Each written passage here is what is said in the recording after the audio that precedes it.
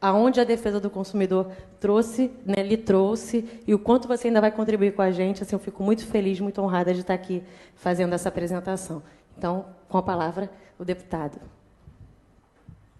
Mais uma vez, boa tarde a todos e todas. É uma grande honra estar aqui ao lado da grande amiga, companheira de luta da defesa do consumidor, Renata, cumprimentar o Igor, cumprimentar todos aqui da Senacom, na pessoa do querido companheiro Vitor, todo o time que está organizando aqui esse evento. É uma grande alegria poder fazer parte. Eu confesso a vocês que no finalzinho da manhã, eu não fui nem almoçar, jejuei, para preparar essa apresentaçãozinha, que é para tentar fazer algo inédito para vocês. Eu conversava até com a minha esposa, falava assim, Karen, vá lá, assista, vai ser algo novo. E ela, mas eu já ouvi você falar isso o tempo todo, homem de Deus. Eu, não, vá lá. Não, mas eu vi você lá do hospital, eu acompanhei você debatendo lá com o Paulo e tal. Eu não vá, eu fiz uma apresentação nova, a arte é nova, por favor, assista. Ela não acreditou, não é à toa que ela não está aqui para assistir. Mas eu fico feliz por vocês aqui estarem. Minha amiga Gisela ali, eu vi que ela estava aqui ontem, está aqui hoje de novo. E eu quero dizer a vocês que eu estou me esforçando para fazer algo diferente. Porque, claro, vamos falar sobre o mesmo assunto. O projeto de lei 7419 de 2006, que é algo muito importante. E o objetivo hoje é fazer algo que possa complementar aquilo que nós falamos antes de ontem. Por essa razão, vou antecipar aqui para vocês que nessa apresentação eu fiz questão de inserir alguns artigos que já constam no meu relatório, que já constam na minha proposta, para que vocês possam, de fato, olhar, verificar o texto, verificar o conteúdo, se de fato está dentro daquilo que a gente precisa para melhorar a qualidade do serviço.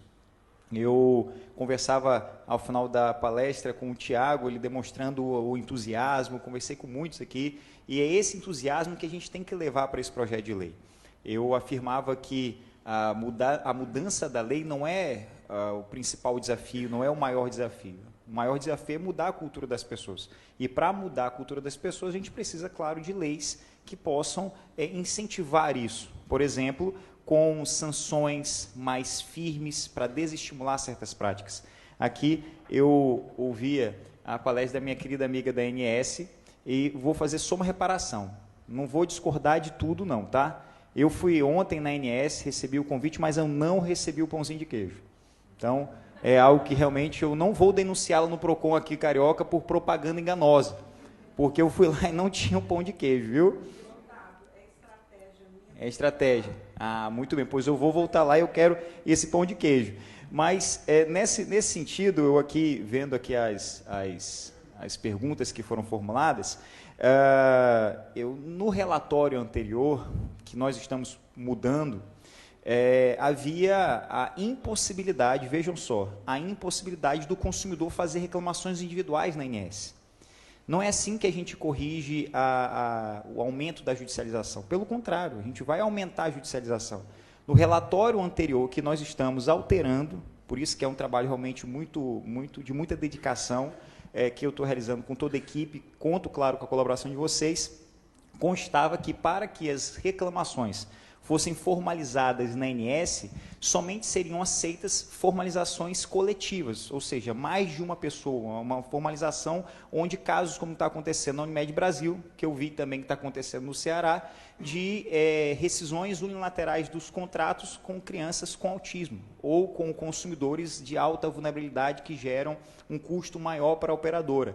Então, é algo que nós já estamos alterando nesse relatório, porque não é assim que se resolve o problema. O consumidor tem que ter acesso à justiça, o consumidor tem que ter acesso à formalização de reclamações. Quando ele entenda administrativo, ele segue pelo viés administrativo. Quando ele entender que o caminho é o judicial, que ele siga pelo caminho judicial, e não restringindo que ele possa acessar o âmbito administrativo ou o âmbito judicial.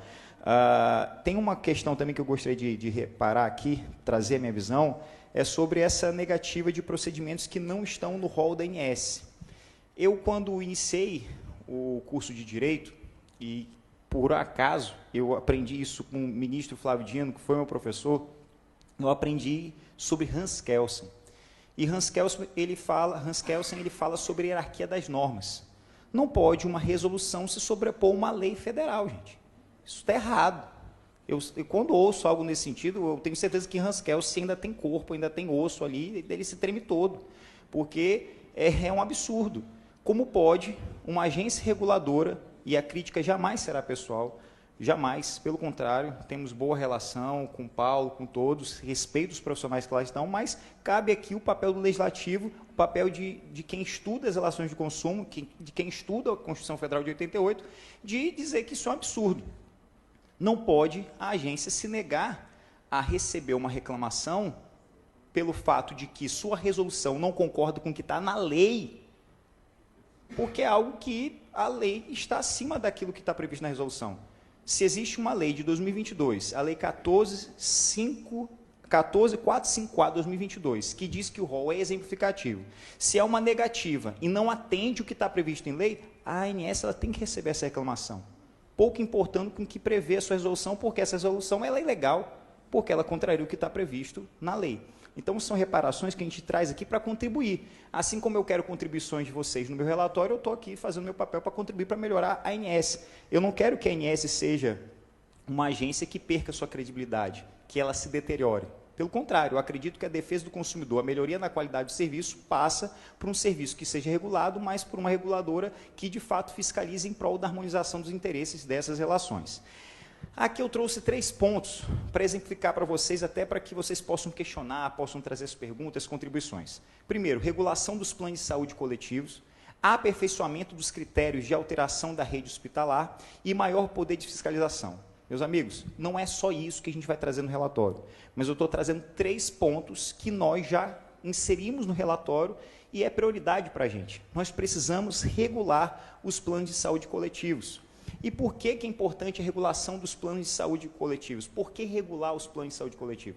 Porque o sistema, o mercado, ele vai se adequar.